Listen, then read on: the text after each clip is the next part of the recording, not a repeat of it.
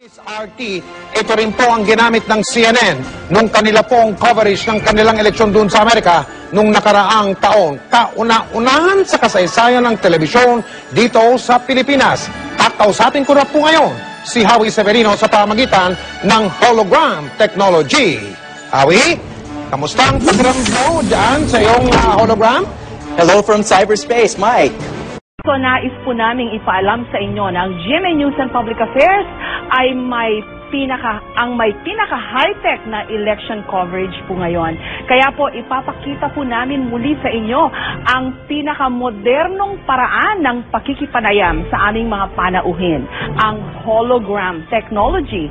Ang hologram pong ito ay 3D image na ipinapadala dito sa aming studio para po silang nagsasalita na narito sa loob mismo ng aming studio pero katunayan nasa ibang lugar po sila. Ito po ay nagagawa sa pamamagitan ng makabagong software ng VizRT na siya rin pong ginamit ng CNN sa kanilang 2008 election coverage.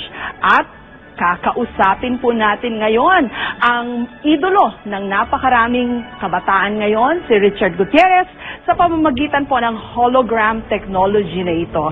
Richard, kanina lang napapanood kita.